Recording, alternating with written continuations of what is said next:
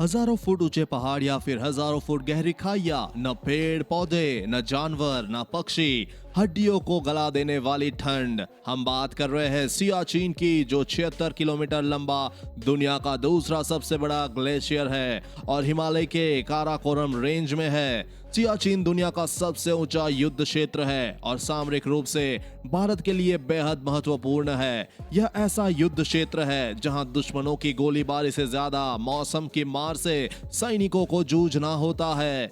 हम यहाँ सियाचिन में भारतीय सेना के जवानों की जिंदगी के बारे में बताने जा रहे हैं, जिसके बारे में आपने शायद कल्पना में भी नहीं सोचा होगा।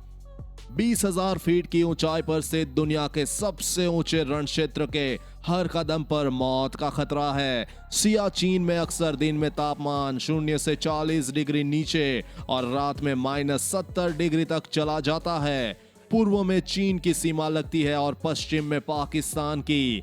आए दिन होने वाले हिमस्खलन, मेटल बाइट, अत्यधिक ऊंचाई पर होने वाली बीमारियों के साथ सांस उखाड़ने और हड्डियां गला देने वाली बर्फबारी के बीच ये हमारे अदम्य साहसी जवान ही है जो अपनी आंखों की रोशनी जाने या शरीर के अंगों को खोने की परवाह किए बिना सीमा की रक्षा करते हैं। लांस नायक हनुमन थप्पा को आपको याद ही होंगे, जिन्हें हिमस्खलन के 6 दिन बाद बर्फ के नीचे से जिंदा निकाला गया था, लेकिन बाद में वो भी जिंदगी की जंग हार गए। द ट्रिब्यून की रिपोर्ट के अनुसार सियाचिन की रक्षा करते हुए 1984 से अब तक करीब 900 सैनिक की मौत हो चुकी है और यहाँ हर महीने 2 सैनिक जिंदगी की जंग हार जाते हैं। सियाचिन ग्लेशियर में भारतीय फौज के करीब 150 पोस्ट है, जिनमें करीब 10,000 फौजी तैनात रहते हैं। सियाचिन में तैनाती के 3 महीने के दौरान सैनिकों को नहाने को नहीं मिलता, न वो दाढ़ी बना पाते हैं। हर रात अपनी चौकी के सामने से उन्हें बर्फ हटानी पड़ती है, क्योंकि बर्फ नहीं हटाई जाए तो बर्फ के दबाव से जमीन फटने का खतरा होता है।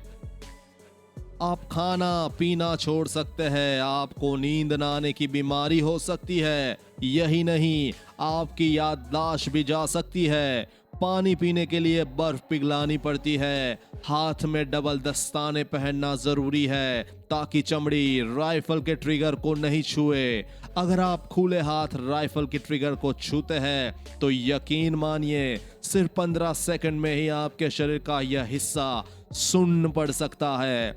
इसी तरह की गलती भारी पड़ सकती है और यह इतना खतरनाक है कि आपको शरीर का यह हिस्सा गंवाना पड़ सकता है। रात में टेंट में सोते समय हर 1 घंटे में संतरी सभी जवानों को जगाता है ताकि कम ऑक्सीजन के कारण कोई मर न जाए। पेट्रोलिंग पर जाने वाले सैनिक एक के पीछे एक लाइन में चलते हैं और एक रस्सी सबकी कमर में बंधी होती है। कमर में रस्सी इसलिए बांधी जाती है क्योंकि बर्फ वहां घस जाए इसका पता नहीं रहता और अगर कोई एक व्यक्ति खाई में गिरने लगे तो बाकी लोग उसे बचा सके। हालात इस तरह कदर खराब होते हैं कि आप यहाँ ठीक से बोल नहीं सकते। यहाँ टूथपेस्ट भी जमकर बर्फ बन जाता है। अब आप समझ गए होंगे कि सियाचिन में रहकर ड्यूटी करना कितना मुश्किल और तकलीफ देह है। सियाचिन में बर्फीला तूफान करीब 3 सप्ताह तक रह सकता है। बेहद कम समय में यहाँ हवा की रफ्तार 100 किलोमीटर प्रति घंटा पकड़ सकती है।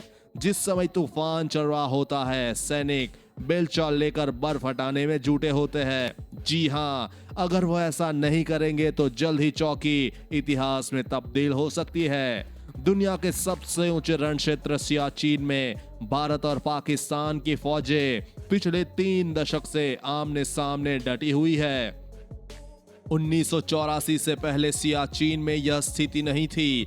वहां किसी भी देश की फौज नहीं थी। हमारे लिए इतना सब हमारे देश के जवान झेलते हैं, फिर भी विश्व में शायद भारत ही ऐसा देश होगा जहां राष्ट्रीय सेना के प्रति अभद्र और असंयमित भाषा बोलने वाले भी मिल जाते हैं। ये जवान नौकरी नहीं सेवा कर रहे हैं, इसलिए हमारा आपसे अनुरोध है, हमारे देश के सैनिकों का सम्मान सच्चे दिल से जरूर करें, क्योंकि वो अपनी जान हर पल खतरे में डालकर वहां तैनात है ताकि हम चैन की नींद सो सके। हम वीडियो जरूर खत्म कर रहे हैं, लेकिन लिस्ट अभी खत्म नहीं हुई है, तो बने रहिए हमारे साथ। और हमारी ये वीडियो कैसी लगी हमें कमेंट बॉक्स में लिख के बताइएगा। धन्यवाद।